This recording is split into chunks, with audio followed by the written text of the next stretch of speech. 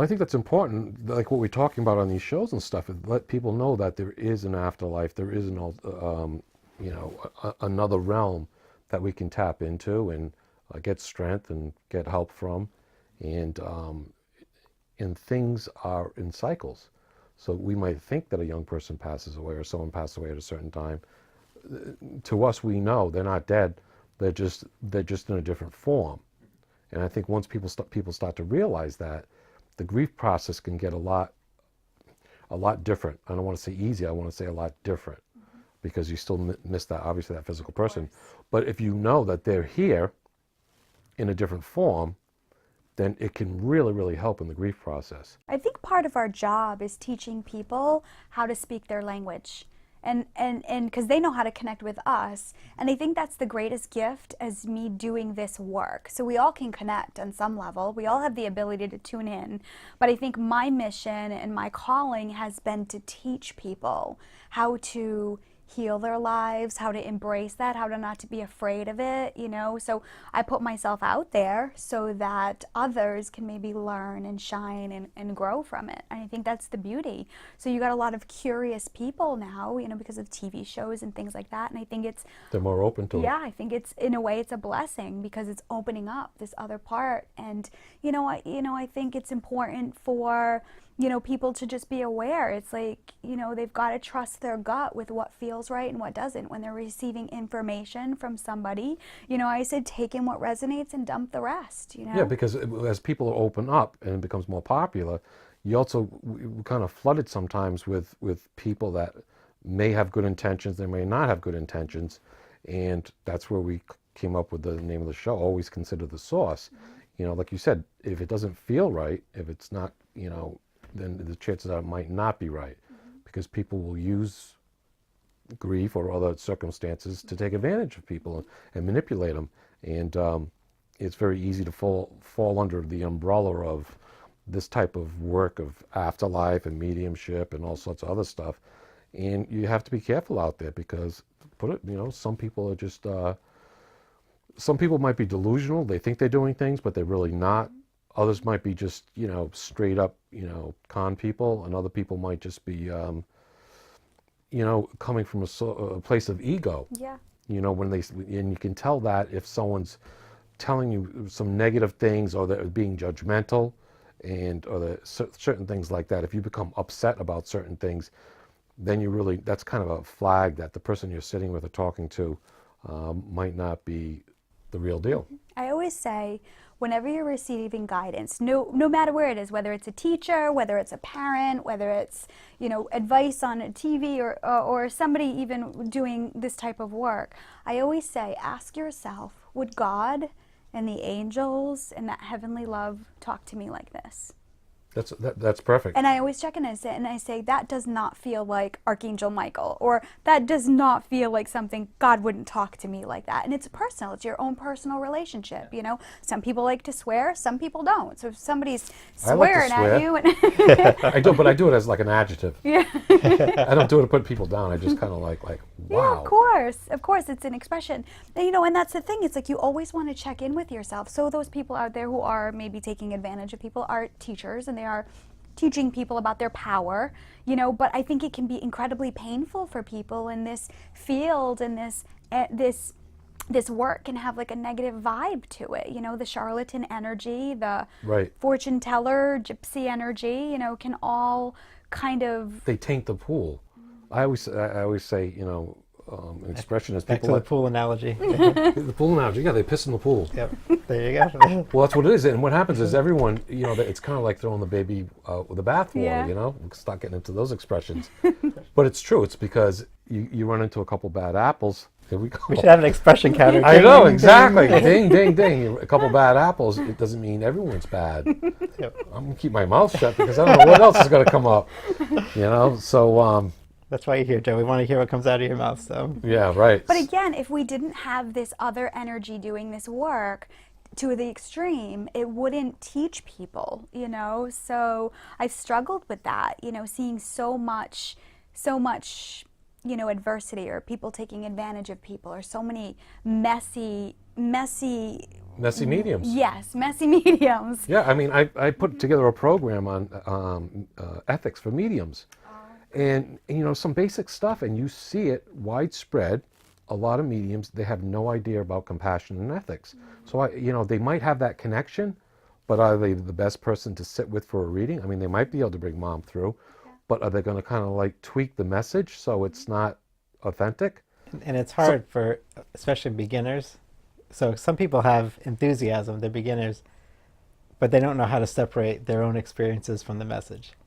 And Or they pick up bad habits. I've seen teachers who teach mediumship allow certain bad habits, and you might have a medium that's very talented, can make a great connections and stuff like that, but they have bad habits, and those bad habits can really mess up a you know, experience between, you know, a person. And I have to say, like, you really have to be in tune with yourself. You know, you really have to be aware of your own intuition when you're giving guidance for somebody, to practice discernment, saying, okay, is this coming from my ego or is this coming from source? You know, setting intentions and boundaries, you know, with that connection. You know, I say all the time that this is every single part of my life. So I don't leave my office and say, okay, God, peace, I'll see you tomorrow. Right. You know, okay, angels, you know, talk to you later. It's constant throughout my life, right? And so I don't give any guidance or any advice that I haven't experienced maybe in some way, or I haven't been able to like learn from, you know. And I think that's part of the law of attraction, why people come to me, you know, because I have the best way to help that person. Each one of us is not for everybody, but there's certainly a dynamic of people who are experiencing our lessons that we can help. But I think you get, you know, the messy mediums who are just a free-for-all, you know. And I have to say, they're learning as well. You know, they get burnt out, they get sick, you know, they get challenged, you know. And some of them are just, you know, I'm sorry to say, but some of them are junk right from the get-go. They have to be honest with themselves, you know, I mean, because they're different personalities, and some are just, you got to call it on it, because you have to separate, you know, what is it, the cream from the... I don't know that expression. Well, I think too, like, we'll empaths. take one off the counter thing. Yeah. I think empaths too, we want to believe that everybody, empaths or caregivers or people, you know, in this field, I think we all want to believe that people have our best intentions. We want to believe. I think my biggest shock was when I got into this field. I was very naive, and I thought everybody had my best intentions. I thought everybody was nice, and I realized real fast that's not truth, you know. And I struggled with that. I'm like, if you're working with God or the angels or that energy, like, why would you act like that? Right.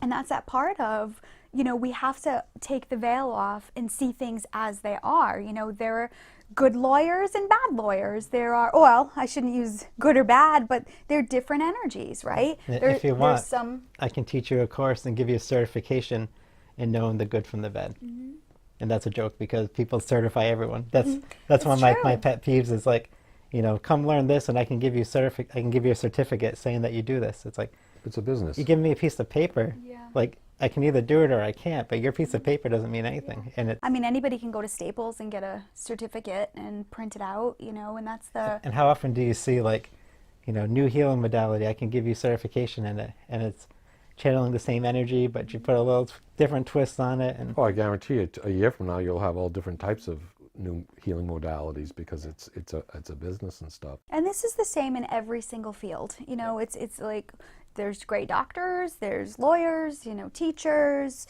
And again, this is just, you know, that field, but it's, you know, for the people who really want to receive help, for the people who, I mean, my mentor in my first session, I mean, it was life-changing for me, you know. It set me up on a course that I desperately needed. So I am so grateful that I was guided to a really great person who can be a wonderful role model for me to this day, you know, is a good friend and somebody who's a great support system, you know. So I'm grateful to have that. It's very important to have that type of quality there. When I first started practicing in groups, and you know, I don't know how many people around. I was, you know, associated with, you know, probably 30, 40 people, you know, in different groups and stuff at different times and stuff. And there was only a handful that were really, like, you know, the real deal, and the up and up.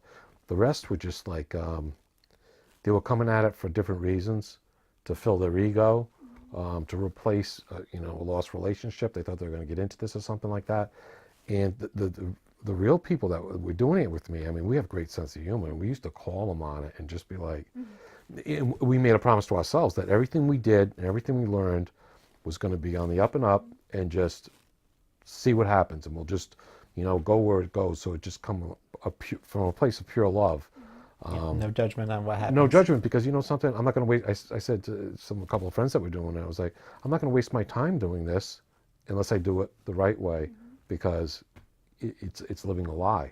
And I don't want especially going to do it for your whole life. Yeah, and I don't want people to think like this isn't coming from a place of judgment. It's not like I sit there and I look at all the mediums and saying, oh, they're good, they're bad. It comes from personal experience, right? It's a feeling. So it's the experiences I've had that have allowed me to grow and learn through that, and saying, okay, I'd like to be more of that. Okay, I'm going to learn from that person and kind of be in this space, so. And I think that the good and bad is kind of like a perspective too. Yes, it's like if someone's a medium, they're a medium, okay? So it's like you can't be pregnant. It's either you are or you're not. Yeah. You know what I mean? And someone might be just starting out, so their connection rate might be different, and we know if you sit with someone, that depends who you're sitting with, how the connection is. So you can have an excellent medium and they have a bad day because of the person they're sitting with. But there are certain mediums out there that are just not coming from a good place. And some of them you have to wonder about what type of energy they're using, because some of the messages they give, are doing more harm to the person receiving the message than if they just shut their mouth. And I have learned that spirit in the low vibration, because it is there and it does exist, will interfere with ego, with free will. It will interfere with messages and give people guidance so they think they're getting information, and then that spirit turns on them. And they get depressed, they get sick, they get burnt out, So again, working in the energy, so I consciously, every time I start a session, I open energy, and when I'm done, I close energy. So I set a container for myself, right? Well, we see that with certain like Ouija boards and certain things like that. People say, oh, they're great, this and that. But, people using them, without certain protection or things like that. I mean, all sorts of stuff can happen. And I think it's the same thing with certain mediums that have bad basic practices or bad habits. And, certain things can come through that just are not the highest. I think as it becomes more trendy, or it becomes more, people are looking for guidance, or they're looking to connect with their loved ones, I think this stuff is important, because again, it was hard for me to learn it, and so I think by us sharing that and just creating awareness can just help people make better decisions. I had a lady who connected with me from San Diego, and she's like, I've had readings before, I really want some, guidance. She said they've always been warm and friendly, but they've never been like, it's never hit it for me, or I've never resonated with it. She's like, what makes you different? I'm like, oh boy, how do I answer this, Her expectations were like, right off the bat, like, what do you, Yeah, and so I responded honestly and authentically. I told her my story, I told her where I come from, and I told her at the end, I said, I don't know if I'm right for you. You're the one that has to know. And she responded afterwards, she's like, thank you so much. She's like, for your lovely response, and blah, blah, blah. And we kind of just went on from there. But I love that people are reaching out, and she's asking me, she's like, what makes you different? She was guided to my website for whatever reason, but I have to say, kudos to her for practicing discernment, but for not just charging the card and saying, Right, but on the other hand, too, some people have expectations that are just too high. They're just never going to be met. Yeah. And then they'll just kind of go through people. Yeah. I did ask her that. I said, did you have an intention? Did you, were you open? And she's like, absolutely, And so again, that could be an experience for her. Well, I think what I was trying to say is people go medium shopping. Yeah. Because they're looking for a certain answer. Mm-hmm. And like, oh, I didn't get it from this person. I didn't get it from this person. I'm going to go to this medium. Mm-hmm. And they're getting wanting to be told. They want to be told by mom or dad or something or whatever. What they want to hear. What they want to hear. And they're going to keep going until they hear it, until someone tells them that. Mm-hmm. So yeah, I think that's their responsibility, not the mediums. Yeah. But that's your responsibility to do that. Yeah. And I think that part of this is where the law of attraction comes in.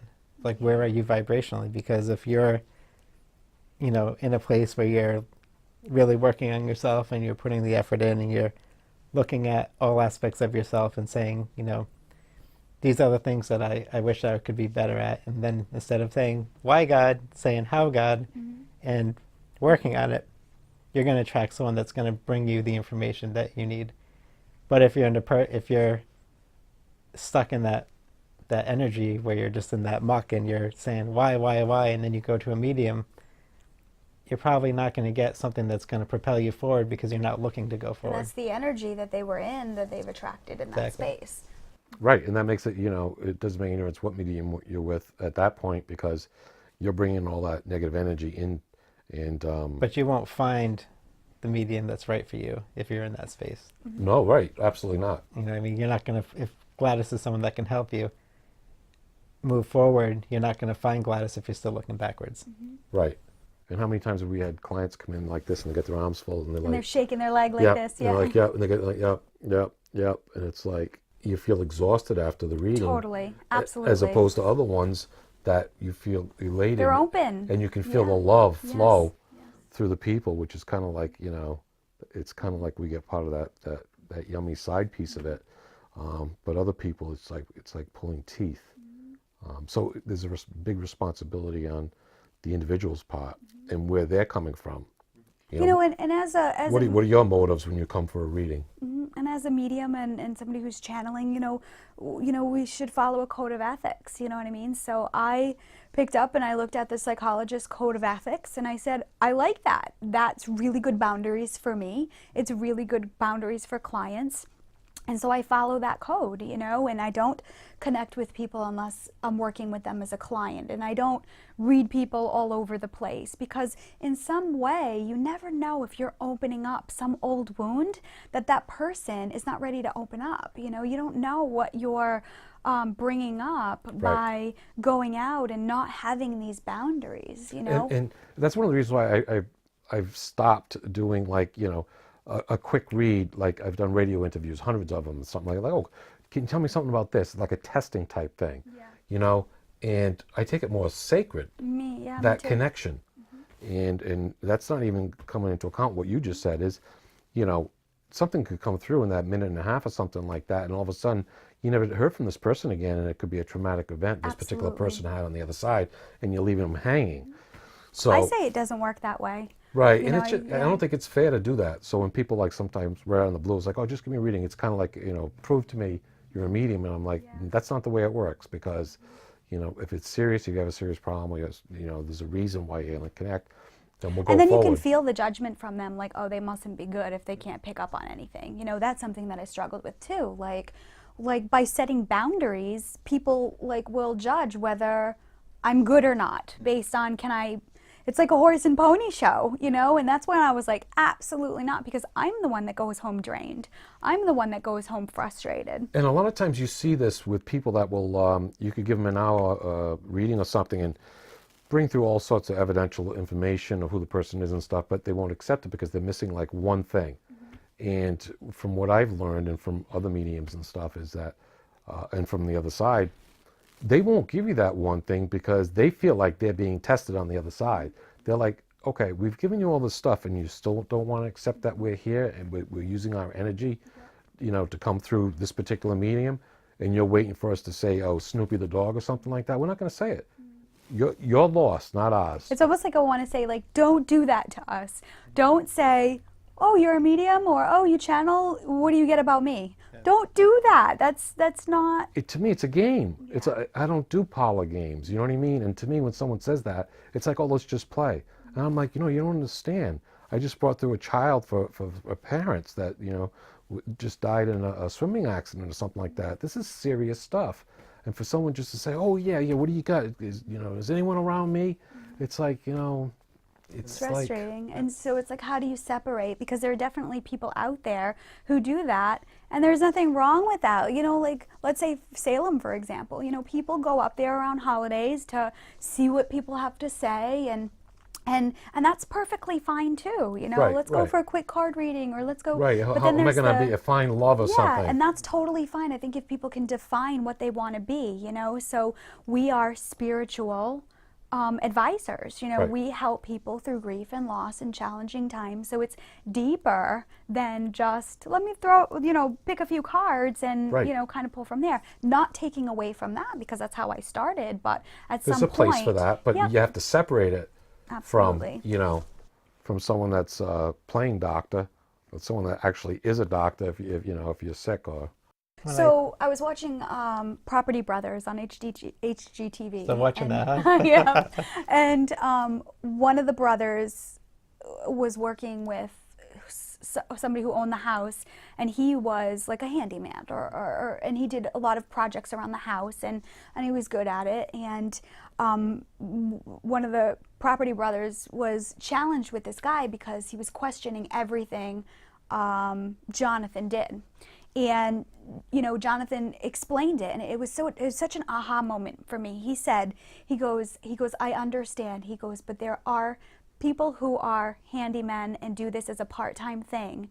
And then there are people like me who have gone to school for interior design, who know how to handle a crisis or a problem. Not that he was discounting the other one at all, Yeah. but it was almost like, well, who do you want when, you know, You hired us. this stuff hits the fan? Yeah. Like, who do you want when you really need some deep answers, you know? So Right. when people are asking themselves, like, what do you need? Do you need just a good time to go out and just, you know, somebody Right. to tell your future? Or do you really need some therapeutic spiritual guidance because you're struggling, you know? Right, So you you don't go to the professional, or you go to somebody who does it Exactly. part-time. You don't go to a brain surgeon to have someone, you know, clip your nails. And it doesn't take away from either, you know? It's Right. just, you've got to ask yourself, what's your intentions? Like, what do you want or what do you need out of this experience? It's like, you know, years ago, I did, you know, some house, they call them house parties.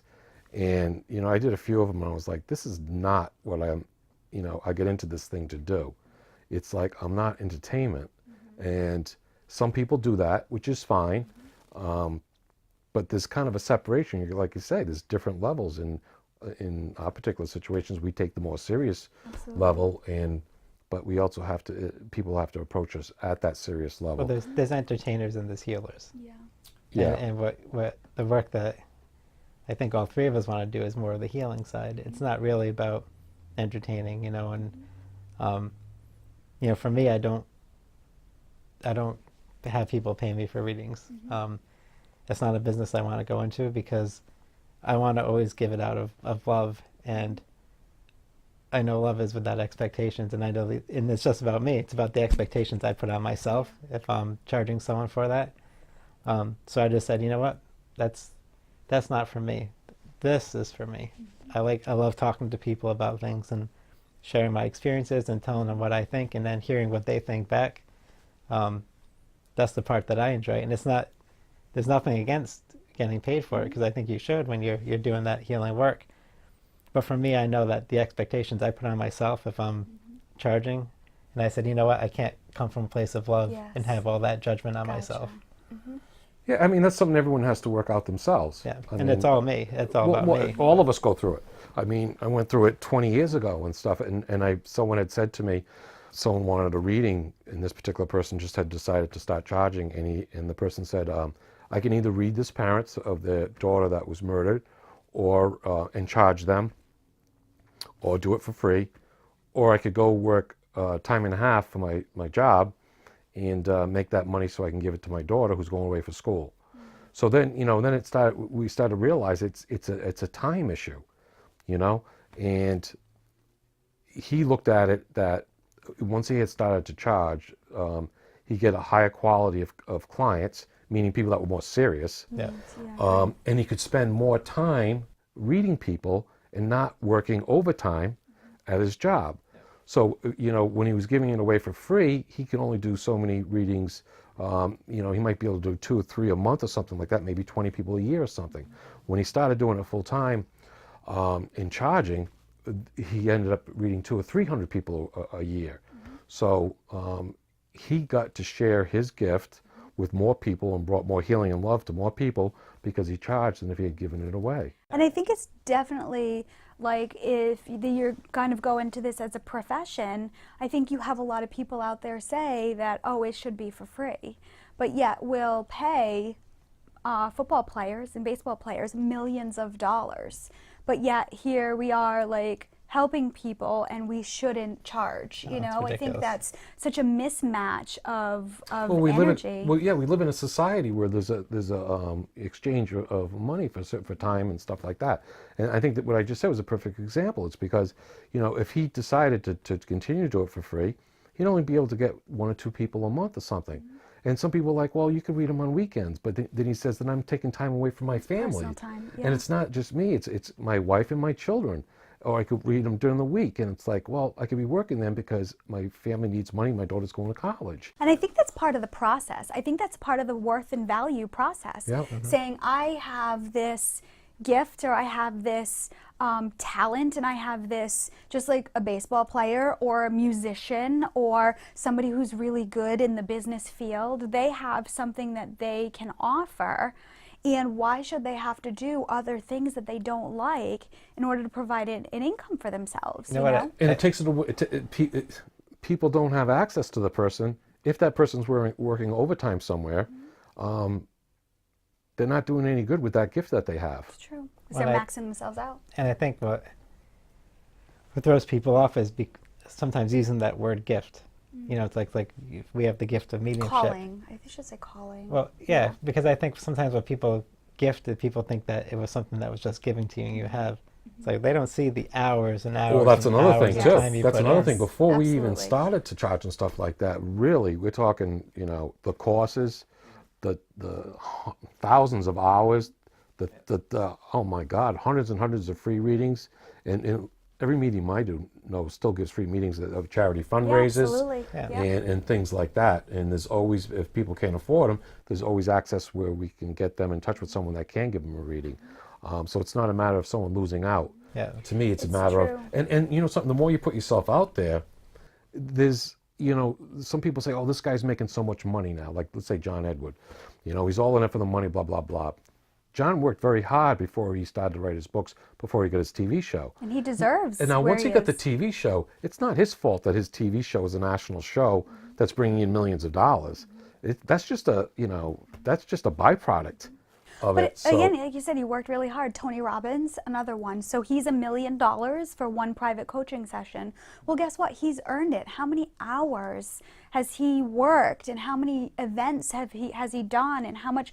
So this whole worth and value thing, as you grow and as you become even better at what you do, no matter what it is, there is a value to it. And there comes a point, I have to say, there came a point when I was like, why am I doing all this work and still struggling financially? Like, that doesn't make sense. You know, do I go get a part-time job? And so I was at this crossroads, and I kept, my mentor, she's like, give yourself a raise. And I'm like, I can't do that. I can't.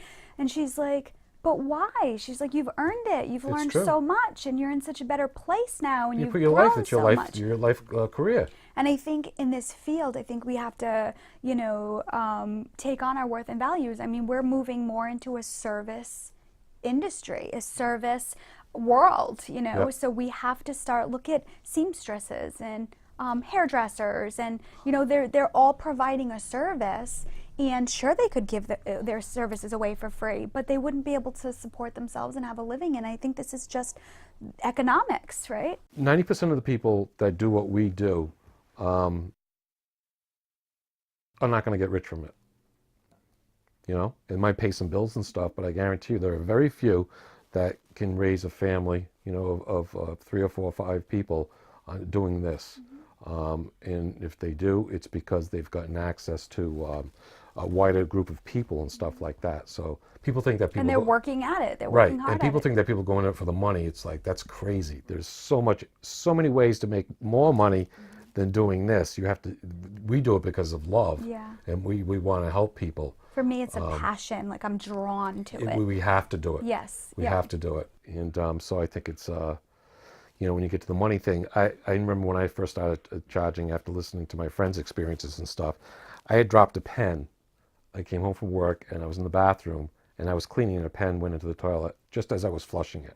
Okay, right. And I'm like, so the thing's like all plugged up. So I call the plumber. The plumber comes with his helper, goes in, and I'm telling him the story. And his help is like, gets the snake out. They were there for less than 7 minutes. He pulls out the pen. He goes, Joe, you were right. It was a pen. I said, I told you it was a pen. And they pull the pen out, put stuff in, put it away. I got the bill for $110. Wow. And I'm like, $110 because I dropped that stupid pen in there. And I'm like, and I'm worried about charging what? To talk to someone's deceased relatives? For an hour. For an hour, your and then energy. afterwards, and the energy, and you can only do so many a week. This guy can do like, 8 a day of those. And I think this is important for the people that are out there who are called to do this work, who it's a passion for. And I think that's the worth and value. It's like they deplete themselves completely, because they don't honor that value or honor that Absolutely. gift. And then, gift. yeah, and then you start talking to other mediums and stuff and their experiences, and it's like, someone will be like, oh, my whole practice and stuff changed when I went up to this particular price. And, people were like, why? It's because the quality all of a sudden changed. Instead of getting the people coming in and say, well, is my boyfriend cheating on me? You had people coming in, it's like, does my mother still love me because of the experiences I had as a child? Things got much more serious. Yes. They're much more profound, much more healing. Because people, they're going to spend the money. It's more serious.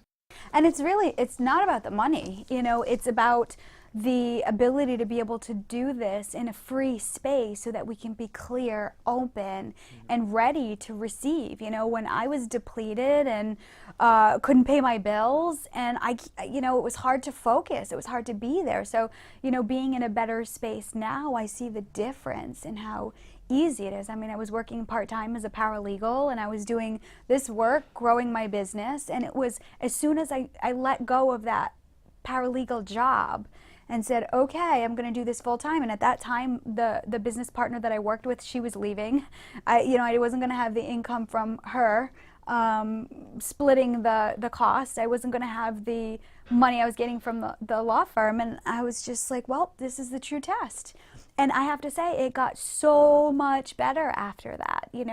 Energy just completely opened up. Why? Because I could focus my attention on the things that I love to do the most. Right. It's a serious thing that people like what we do and stuff like that. And, that's all part of it. That's all part of it. We have to take the responsibility. It's trust. The first thing we learn in mediumship is trust. You have to let go. You have to open up and things like that. And the same thing with any type of money attached to it and stuff like that. It has to be, you have to have trust that there's a reason for that. And money is an energy. Right now, it's an energy that we need to support ourselves. Absolutely. And I think, like I said earlier, the people that happen to make a lot of money, it's a byproduct of just being in front of more people. Like if John Edward didn't get a TV show, he still probably would have made a good living being in New York or a big metropolitan area or something like that. But by having a TV show, all of a sudden you're opened up to millions of people. And that's why I usually see when people do get to that level, they stop giving readings even at like $500 or $700 an hour or something.